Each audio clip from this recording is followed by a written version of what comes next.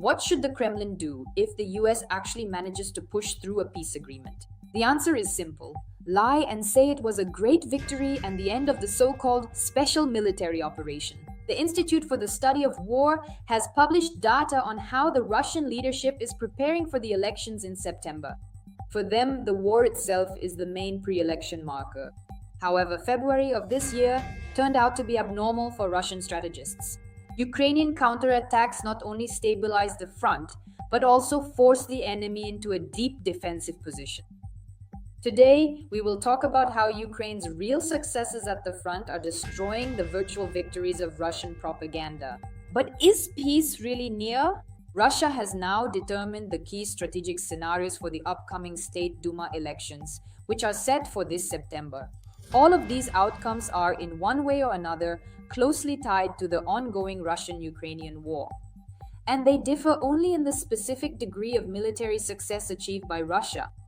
Such planning confirms, until the fall of 2026, Moscow is not considering the option of ending the war.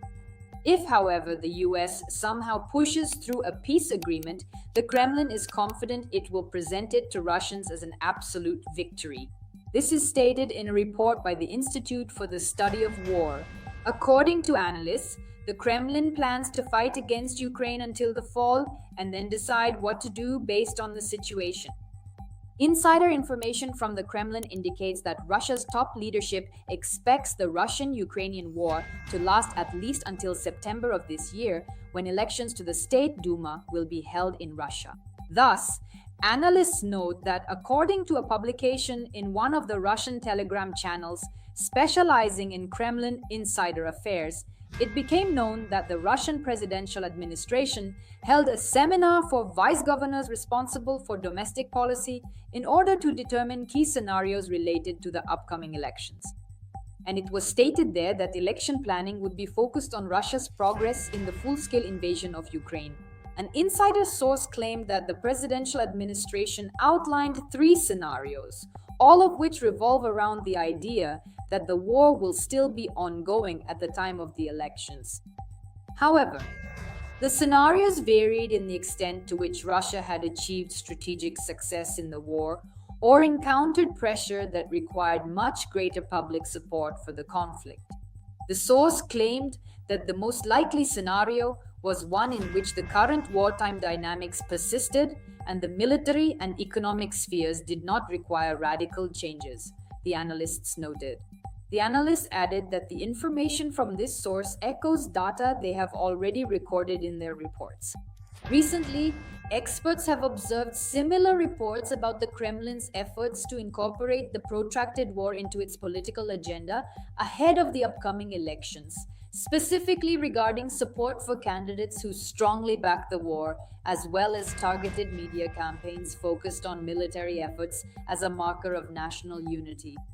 These insider statements indicate that the Kremlin is planning to continue the war at least until September, the analysts noted. At the same time, they do not rule out the possibility that Moscow is also considering the option of reaching a peace agreement mediated by the United States. But the Kremlin may be confident that it can quite easily present and frame a potential peace settlement before September as a significant strategic victory to the Russian public, and for this reason is not dedicating any significant time or resources on creating a detailed plan for such a scenario. Interestingly, in the second half of February 2026, according to analysts from the Institute for the Study of War, the Ukrainian army, for the first time since the summer counteroffensive of 2023, demonstrated positive momentum on the front and liberated more territory than it lost. Experts also emphasize that the mapping methodology used may underestimate Ukraine's actual achievements. The point is that analysts record the maximum estimated advances of Russian forces and only adjust the data after sufficient confirmation from open sources appears regarding their loss of control over positions. In addition, the front line remains unstable and fragmented, which complicates the accurate assessment of actual territorial control. However, despite discrepancies between the data from the Ukrainian side and expert assessments, analysts still consider Ukraine's successes in February 2026 to be significant. At the same time, experts do not expect that local counterattacks will develop into a large-scale offensive. In their opinion, Russian forces will likely focus specifically on stabilizing their defense.